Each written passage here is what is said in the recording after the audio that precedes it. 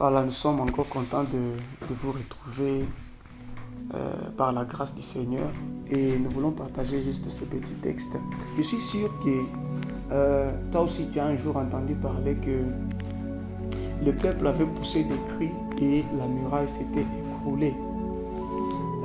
La plupart des fois, nous voulons conduire nos prières en demandant aux gens: pousse des cris, acclame, pousse des cris de joie, saute, crie au Seigneur, acclame le Seigneur et la muraille sera en train de s'écrouler. C'est une bonne chose, mais j'aimerais quand même que nous puissions voir un peu dans les textes qu'est-ce qui s'est passé exactement pour que la muraille s'écroule. Parce que si nous voyons bien le texte, que quand Dieu vient parler à Josué, ce qu'il lui dit, c'est ce qui va déterminer au fait que la muraille puisse s'écrouler. Alors d'abord, j'aimerais dire maintenant là que la muraille peut représenter n'importe quel défi de la vie. Mais j'aimerais juste te dire une chose, et que la muraille là ne tombera pas simplement parce que tu as crié, mais la muraille tombera parce que tu as suivi les instructions et que tu les as obéies, afin maintenant que cette muraille tombe, ou soit les obstacles qui seront autour de toi puissent tomber. Lisons Josué chapitre 6, le premier jusqu'au 5e verset. La Bible déclare ceci: Jéricho était fermé et barricadé devant les enfants d'Israël. Personne ne sortait et personne n'entrait. Ça veut dire la façon le système de protection de Jéricho était tel que ceux qui sont dans Jéricho ne pouvaient pas sortir et ceux qui étaient en dehors de Jéricho ne pouvaient pas entrer. Et c'était ça la façon dont Jéricho était construit. Donc tout était enfermé à l'intérieur, que même ceux qui sont de l'extérieur ne pouvaient pas vraiment entrer dans Jéricho. Mais l'objectif de Dieu est que Josué puisse prendre possession de Jéricho. Et Dieu, dans sa marche, vous allez voir même lorsqu'il parle à Adam dans Genèse, il va donner des instructions, soit des commandements, soit ce qu'on appelle des préceptes.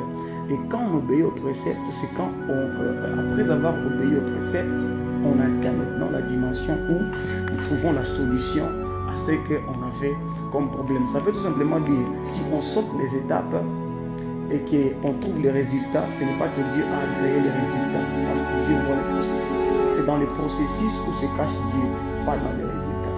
C'est pourquoi même pour Moïse, on lui demande de parler au rocher, lui il frappe, le peuple boit l'eau, mais Moïse ne trouve pas accès dans le pays de la promesse. Ça veut tout simplement dire que Dieu était en train de s'intéresser au processus, aux procédures pour atteindre les résultats.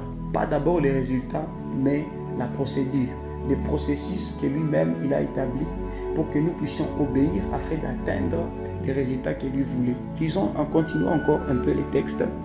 L'Éternel dit à Josué, voici maintenant l'instruction. La parole de l'Éternel s'adresse directement à Josué en ces termes.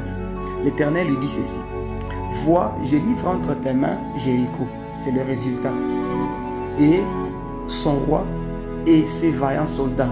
Ça veut dire que l'objectif de Dieu est déjà atteint. Il a déjà prévu dans son plan que entre les mains de Josué, Jéricho est remis, Jéricho sera soumis. Lui-même, il va conquérir Jéricho, il va gagner la bataille. Mais écoutez la condition qu'il lui donne. La condition numéro 1, il lui dit: fais le tour de la ville. Vous tous les hommes de guerre, faites une fois le tour de la ville. Tu feras ainsi pendant 6 jours. Quel type d'instruction? Donc il lui donne le nombre de jours dont ils vont faire le tour de la ville. Plus loin, vous allez vous rendre compte que pendant ces 6 jours, il fallait tourner la ville en silence, sans parler, sans dire non, en étant calme, dans un esprit de calme. Faire le tour de la ville dans un esprit de calme. J'espère que tu sais que Jéricho est une ville. Ce n'est pas un quartier, ce n'est pas une avenue. Ça veut dire pour tourner toute une ville, ça les avait pris du temps. Ça les avait pris de l'énergie et de la force. Surtout ceux qui jouaient aux trompettes, les 7 sacrificateurs qui jouaient aux trompettes devant le peuple d'Israël, suivi de l'arche et tout le peuple en train de tourner la ville 6 tours pendant 6 jours. Je poursuis. 7 sacrificateurs porteront devant l'arche 7 trompettes retentissantes.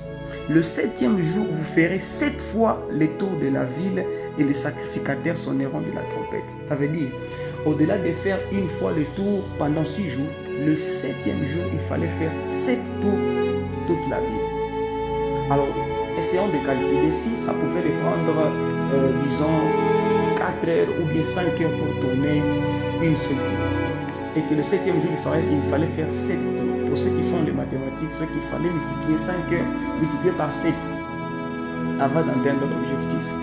Et le 5e verset, la Bible déclare: quand ils sonneront de la corne retentissante, quand vous entendrez le son de la trompette, tout le peuple poussera de grands cris, alors la muraille de la ville s'écroulera et le peuple montera chacun devant soi. Écoutez comment est-ce que la Bible dit. La deuxième phrase du 5e verset, la Bible dit: alors la muraille s'écroulera. Alors pourquoi est-ce qu'on utilise le terme alors? Le connecteur alors, c'est un connecteur qui vient comme sanctionner, comme confirmer. Donc après avoir obéi aux conditions que je viens de donner, alors la muraille s'écroulera. Donc si le peuple reste en train de dormir et qu'au 7e jour il parte seulement crier, la muraille ne peut pas s'écrouler.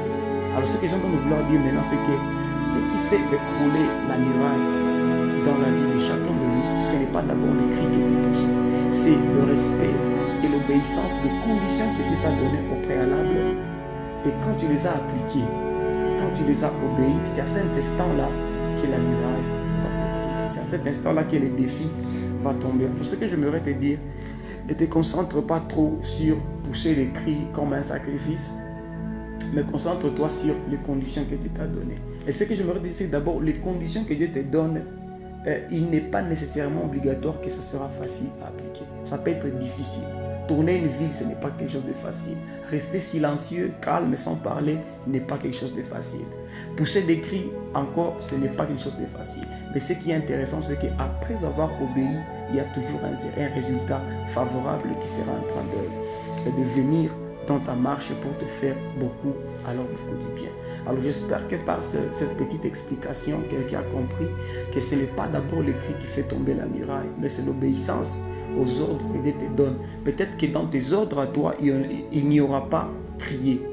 Peut-être qu'il y aura juste parler, peut-être qu'il y aura juste prier, peut-être qu'il y aura jeûner, peut-être que Dieu va te dire une autre condition qui est la condition qu'il a donnée au peuple d'Israël.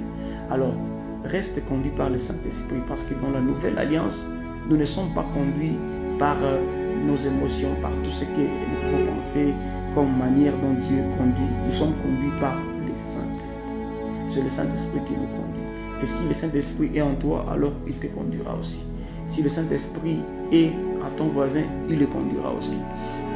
N'attends pas toujours que ça vienne de quelqu'un d'autre. Que Dieu te conduise au nom de Jésus. Seigneur, nous te disons merci pour ce temps de grâce. Laisse que tu conduises mon frère et ma soeur d'une manière particulière par rapport aux conditions que tu nous as données et à la législation que tu as prévue, que chacun de nous puisse trouver sa marche. Au nom puissant de Jésus. Amen.